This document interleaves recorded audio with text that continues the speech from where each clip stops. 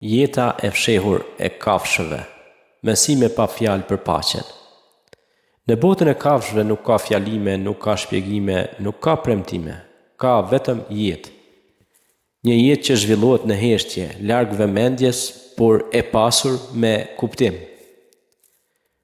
Çdo lëvizje, çdo jetë që zhvillohet në heshtje, larg vëmendjes, por e pasur me kuptim, çdo lëvizje, çdo ndalesë, çdo shikim është pjesë e një ekuilibri që funksionon pa udhëzim të shkruar. Kafshët nuk jetojnë për të dëshmuar diçka, ato nuk kërkojnë miratim dhe nuk krahasohen me njëra tjetrën. Ato janë ashtu siç janë. Në këtë thjeshtësi shihet një paqe që njeriu shpesh e kërkon, por rrallë e gjen. Në pyje, në male, në savana apo brigje deti, jeta vazhdon pa zhurmë. Një zog ndërton folen e tij pa nxitim. Një dhel për ecën me kujdes, duke ndjerë tokën nën putra. Një tuf kafshësh lëviz së bashku, jo sepse janë të detyruar, por sepse bashkimi u jep siguri. Këto qenie nuk jetojnë në frikë të vazhdueshme. Ato janë vigjilente, por jo të shqetësuara. Ato reagojnë kur është e nevojshme dhe pushojnë kur rreziku kalon. Nuk mbajnë ankth për atë që mund të ndodhë nesër. Ato janë të pranishme në këtë moment. Në këtë prani ka një mësim të fuqishëm. Paqja nuk vjen nga kontrolli i gjithçkaje, por nga besimi në ritmin e jetës. Kafshët nuk e humbin energjinë duke menduar për gjëra që nuk mund t'i ndryshojnë. Ato veprojnë kur duhet të qetësohen dhe qetësohen kur munden.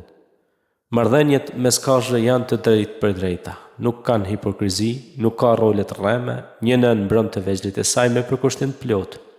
Një udhëheqës i tufës nuk sundon me frikë, por me përvojë. Hierarkia nuk është vetëm për dominim, por për mbijetesë. Edhe konfliktet mes kafshëve janë të shkurtra. Ato nuk zgjasin më shumë se sa është e nevojshme. Nuk ka hakmarrje, nuk ka kujtime të hidhura, kur konflikti mbaron, jeta vazhdon. Ky është një mësim i heshtur për njerëzit, të cilët shpesh mbajnë plagë emocionale shumë më gjatë se sa kërkon realiteti. Pushimi është pjesë e jetës së kafshëve, jo luks. Ato flen kur trupi kërkon pushim. Ato ndalen pa ndier faj. Në qetësinë e tyre ka një respekt të thellë për energjinë jetësore. Ato e dinë se pa pushim nuk ka jetë. Kafshët nuk e ndajnë botën në të rëndësishme dhe të parëndësishme.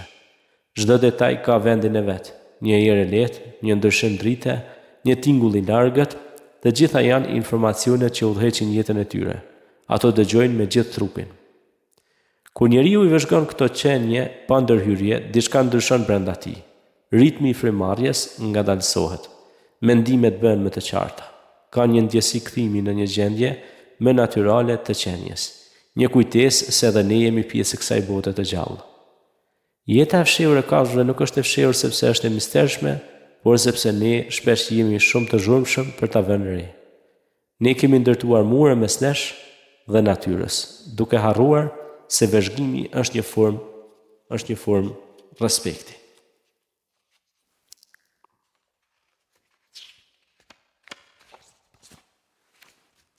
Kafshët nuk na mësojnë me fjalë, ato na mësojnë me shembull, me mënyrën se si ecin, si ndalen, si jetojnë pa teprime. Ato tregojnë se paqja nuk është një qëllim për tu arritur, por një mënyrë për të jetuar. Kafshët vazhdojnë jetën e tyre ashtu si më parë. Ato e mbajnë një ritër shumë të veçantë. Pa e ditur se janë vëzhguar, pa e ditur se kanë mësuar diçka, dhe pikërisht këtu qëndron bukuria e tyre, në pafajësinë, në sinqeritetin dhe në jetën e thjeshtë. Nëse njeriu mëson të shikojë pa kërkuar, të zotrojë, të dëgjojë apo ndërhyjë dhe të jetojë pa teprim, ai mund të gjejë diçka që kafshët e kanë ditur gjithmonë, se paqja nuk ka nevojë për fjalë.